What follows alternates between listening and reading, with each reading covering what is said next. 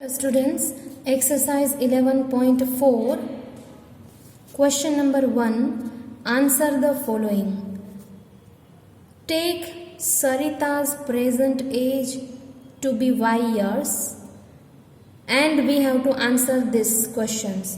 What will be her age 5 years from now? What was her age 3 years back? Sarita's grandfather is 6 times of her age, grandmother, father. Okay, so this way, ये जो बहुत से लोग दिए हैं, उसके grandfather, उसकी grandmother, उसके फादर, वो सारे के सारे सरिता की एज के ऊपर डिपेंड कर रहे हैं. हमें इतना बताया है कि सरिता की एज को हमें वाई लेना है, वाई कंसीडर करना है. उस हिसाब से बाकी के क्वेश्चंस का हमें एक्सप्रेशन बनाना है. तो ये है question. Now let's go for the solution. See here, first one. What will be her age 5 years from now? उसकी present age हमें लेनी है y. ओके, मैंने गलती से x ले लिया था, इसलिए सभी जगह पर x की जगह पर मैंने y लिया है फिर से. तो चलो सम स्टार्ट करते हैं. What will be her age 5 years from now? मतलब आज से 5 साल बाद. From now फ्यूचर की बात हो रही है. तो आप सोचो, अगर आपकी प्रेजेंट एज अगर 15 है तो 5 साल बाद क्या होगी, उसमें 5 ऐड करना पड़ेगा, 20 होगी. उसी तरह से यहाँ पर देखो, her present age is y years. ऐसा क्वेश्चन में दिया है कि प्रेजेंट एज को हमें वाई ही कंसीडर करना है. तो उसकी फ्यूचर एज 5 साल बाद की, her age after 5 years will be 5 plus 5, उसमें 5 ऐड हो जाएगा, उतने ईयर्स होंगी. फिर सेकेंड में ये दिया है कि what was her age 3 years back. तो पास्ट टेंस की बात है. 3 ईयर्स बैक तो आज से 5 साल पहले, सॉरी 3 है तो 3 ईयर्स बैक, 3 साल पहले की बात करें तो माइनस करेंगे हम, क्योंकि पहले की एज चाहिए. तो अगर आज की एज उसकी वाई ईयर्स है तो 3 years back એટલે કે before 3 years before her age will be y minus 3. We have to remove 3. ठीक है. Now next, Sarita's grandfather is 6 times her age. What is the age of her grandfather? मैंने shortly लिखा है, grandfather पूरा नहीं लिखा है. ओके, ऐसा लिखा है कि उसका ग्रैंडफादर की जो एज है ना वो 6 टाइम्स हर एज. तो सरिता की एज से 6 टाइम्स, मतलब उसे 6 से मल्टीप्लाई करना पड़ेगा. तो अगर सरिता की एज y है तो ग्रैंडफादर की क्या हो जाएगी, उसका 6 टाइम्स करना है तो 6y. ये हो गई उसके ग्रैंडफादर की एज. ठीक है. Next, grandmother is 2 years younger than grandfather. Then what is grandmother's age. तो यहाँ पर हमें मदर की एज फाइंड करनी है ग्रैंड मदर की. रिलेशन क्या है देखो, ग्रैंड मदर जो है वो 2 years यंगर, यंगर मतलब छोटा, तो वो 2 साल छोटी है उसके ग्रैंडफादर से. ठीक है. तो ग्रैंडफादर की जो भी एज है उसमें से अगर मैं 2 को माइनस कर दूं, क्यों, क्योंकि ग्रैंड मदर 2 साल छोटी है. अगर ग्रैंडफादर 60 के होंगे तो ग्रैंड मदर 58 की होंगी, तो माइनस किया हमने. तो इसीलिए ग्रैंडफादर की एज तो हमने यहाँ पर निकाली है 6y. तो ग्रैंड मदर की क्या हो जाएगी, जो भी मिली है उसमें से 2 माइनस कर दो, 6y minus 2. So this will give us the age of grandmother. Now next, Sarita's father's age is 5 years more than 3 times Sarita's age. देखो यहाँ पर फादर की एज निकालनी है. लिखा क्या है, फादर की एज कैसी है, 5 years more मतलब 5 साल ज्यादा है. किससे ज्यादा है, 3 times सरिताज एज, मतलब सरिता की जो एज है y, उसका 3 टाइम्स कर दो पहले, तो ये हो गया 3y, और उससे 5 साल ज्यादा, तो इसमें हमें 5 को ऐड करना है. वापस बोलती हूँ, father's age is 5 years more, तो हमें +5 करना होगा. किस में +5 करेंगे, more than 3 times Sarita's age. तो सरिता की जो एज है उसका 3 टाइम्स मतलब उसे 3 से मल्टीप्लाई करो। सरिता की एज y है तो अगर उसका 3 टाइम किया तो हो गया 3y। तो फादर की एज क्या मिली 3y + 5। Got it? So this was your question number 1। Now question number in question number 1 only we are doing, ये पहला था ए वाला। क्वेश्चन नंबर 1 में ए जो क्वेश्चन है उसमें ये 5 थे। अब question B, what we have to do, देखो यहाँ पर करना क्या है, बस अगर स्टेटमेंट दिया है तो एक्सप्रेशन बनाना है, एक्सप्रेशन दिया है तो स्टेटमेंट बनाना है, ठीक है। तो यहाँ पर देखो, the length of rectangular hall is 4 metre less than 3 times the breadth of hall. What is the length if breadth is B. Statement दिया है, हमें एक्सप्रेशन निकालना है। देखो एक रेक्टेंगुलर हॉल है, मैंने ऐसे ही फिगर बनाई है, जरूरी नहीं है, ये इंपॉर्टेंट नहीं है। लंबी वाली लाइन को हम लेंथ बोलेंगे और ये छोटी वाली है वो ब्रेथ हो जाएगी। कहाँ क्या है, सबसे पहले तो ये पढ़ो, ब्रेथ को हमें बी लेना है, ब्रेथ को हमें कंपलसरी बी से रिप्रेजेंट करना है। तो देखो मैंने बी से ही किया। और लेंथ के लिए आप कोई भी वेरिएबल ले सकते हो, जनरली एल होता है तो मैंने लेंथ के लिए एल ले लिया है। तो मैंने यहाँ पर लिखा है let length equal to L. B वैसे भी दिया हुआ है तो हम नहीं लिखेंगे कि let breadth equal to B. क्यों नहीं लिखेंगे? क्योंकि वो हम अज्यूम नहीं कर रहे हैं, वो क्वेश्चन में दिया है और ये नहीं दिया है, ये हमने अज्यूम किया है, इसीलिए यहाँ पर लिखा है कि L इक्वल्स टू लेंथ हो जाएगा। अब क्या करना है, रिलेशन दिया है लेंथ और ब्रेथ के बीच में। क्या है relation? The length is 4 metre less. तो लेंथ जो है वो क्या है, 4 मीटर लेस है, मतलब कि -4 करना पड़ेगा। किससे 4 मीटर लेस है, किससे छोटी है? Than 3 times the breadth, 3 times the breadth, 3 times the breadth. किससे? ब्रेथ से 3 टाइम्स करो, उससे ये छोटी है। तो ब्रेथ तो हमारी बी है, हमारी मतलब ये रेक्टेंगुलर हॉल की, तो उसका 3 टाइम्स कर दो तो 3b हो गया। उससे 4 छोटी है तो -4 कर दिया। वापस से एक्सप्लेन करती हूँ, लेंथ इज 4 मीटर लेस, तो इसीलिए -4 करेंगे। किस में से माइनस करेंगे? देन देखो, देन के बाद क्या है, 3 टाइम्स द ब्रेथ। तो ब्रेथ का 3 टाइम्स कर दो, ब्रेथ हमारी बी है तो उसका 3 टाइम्स हो जाएगा 3b। तो 3b से 4 हम निकाल देंगे, इससे 4 छोटा करना होगा तभी हमें मिलेगी लेंथ। तो लेंथ का फॉर्मूला क्या मिला, 3b - 4। देख लो, 3 times of breadth -4। Clear? Now question number C, a rectangular box has height h centimetre. तो एक बॉक्स है, उसकी हाइट है h centimetre, length 5 times of height ऐसा दिया है। लेंथ क्या है उसकी, हाइट से 5 टाइम्स, तो लेंथ क्या हो जाएगी 5 × h। सिंपल, 5 टाइम्स है तो h को 5 से मल्टीप्लाई कर दो। और ब्रेथ के बारे में क्या बोला है, 10 सेंटीमीटर लेस देन लेंथ। तो जो भी लेंथ है उससे 10 सेंटीमीटर लेस करना है। लेंथ हमारी क्या है, हमारी मतलब बॉक्स की 5h, तो 5h में से 10 को माइनस कर दो, ये हो गई ब्रेथ। वापस हाइट को h दिया हुआ है, लेंथ क्या है 5 टाइम्स ऑफ हाइट। देखो 5 टाइम्स ऑफ हाइट, तो हाइट को 5 से मल्टीप्लाई किया तो लेंथ मिली।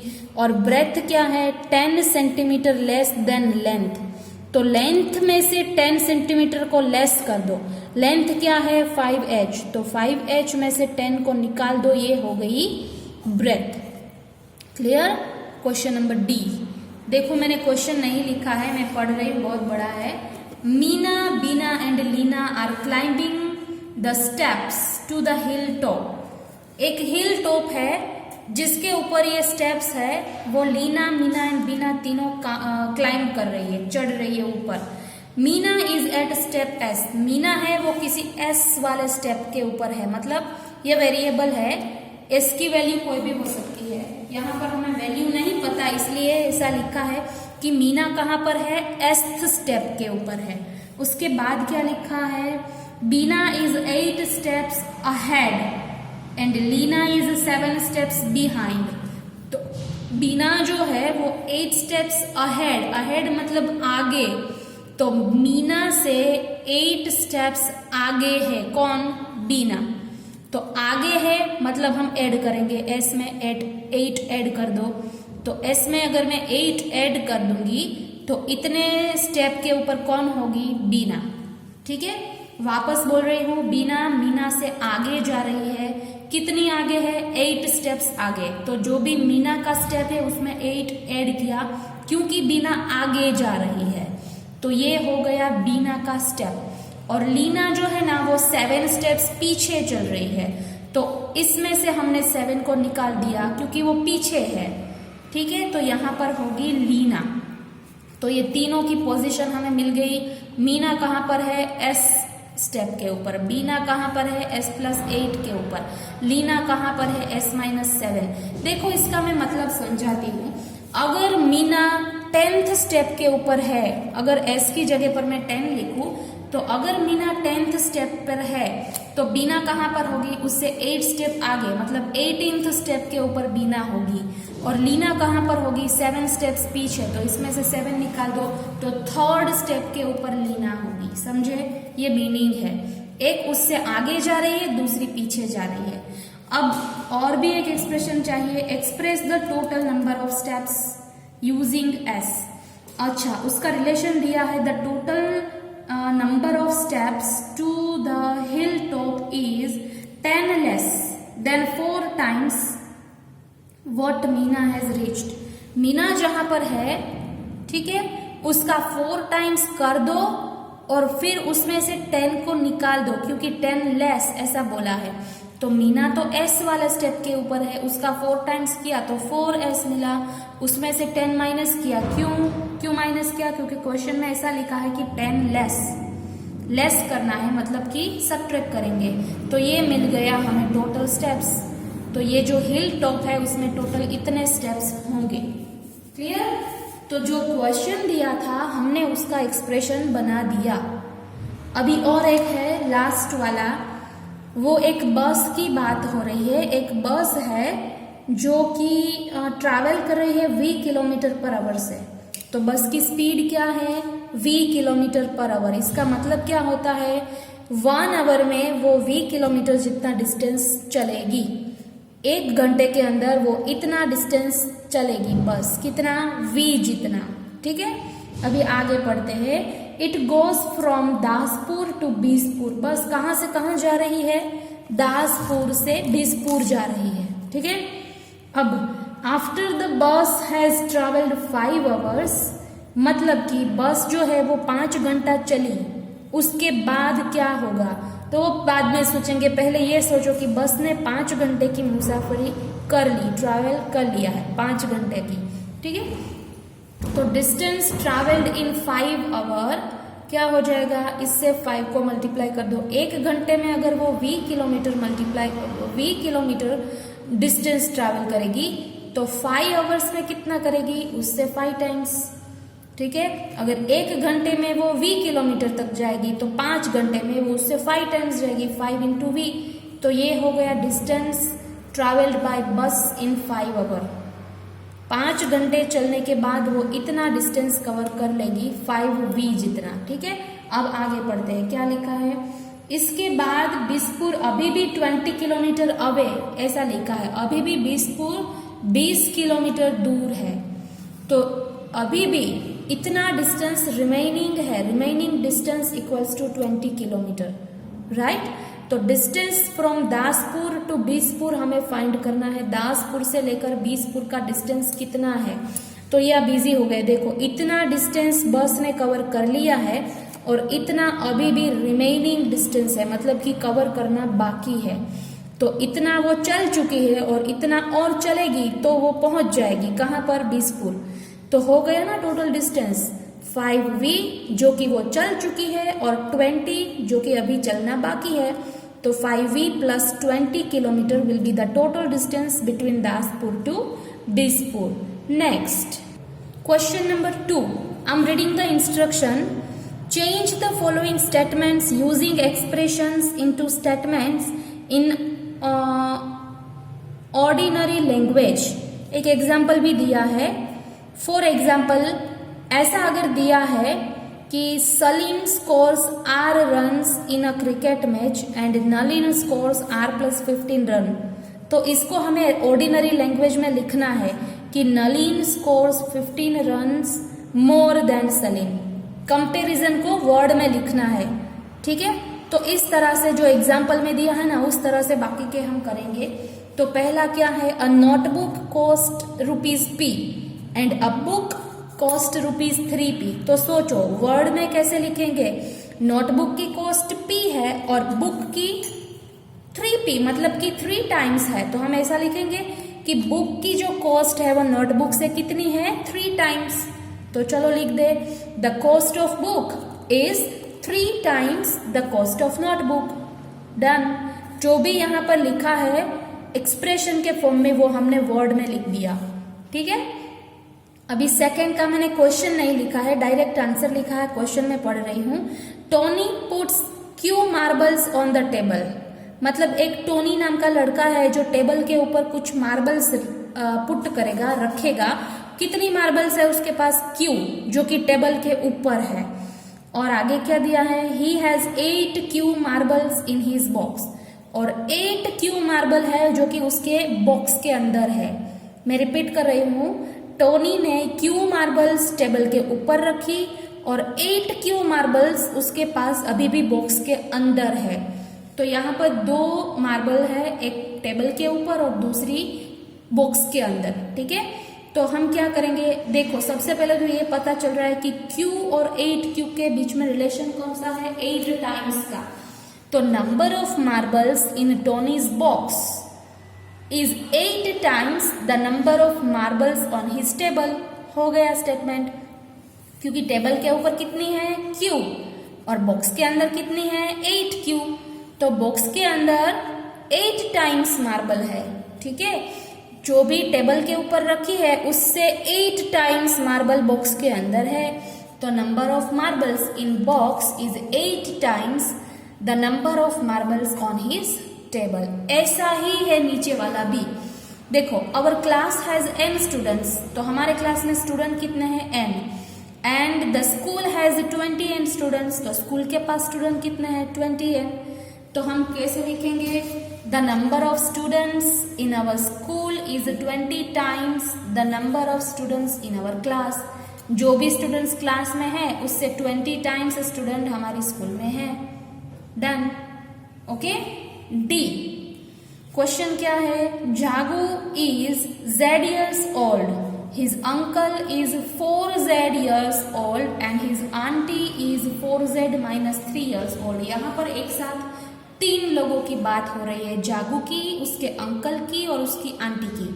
तो जागू की एज हमने बताई है Z, उसके अंकल की क्या है, 4Z। तो मतलब अंकल जो है वो 4 टाइम्स हो जाएंगे, और आंटी क्या है, 4Z-3, मतलब 4 टाइम्स करने के बाद उसमें से 3 को निकालना है, लेस करना है। तो 3 लेस देन 4 टाइम्स, हम क्या बोलेंगे इसे, 3 लेस देन 4 टाइम्स, ठीक है। तो चलो अब स्टेटमेंट लिखते हैं। Age of Jagu's uncle is 4 times, हो गई, जागू से 4 गुना हो गई क्योंकि 4Z लिखा है।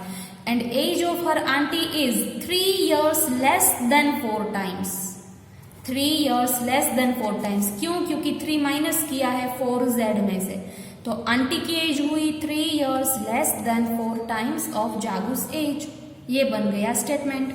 लास्ट वाला, in an arrangement of dots there are R rows and each row contains 5 dots.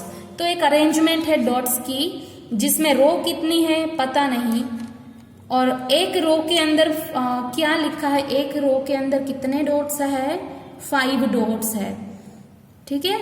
In each row contains 5 dots. तो एक रो में 5 डॉट है, दूसरी रो में भी 5, तीसरी रो में भी 5।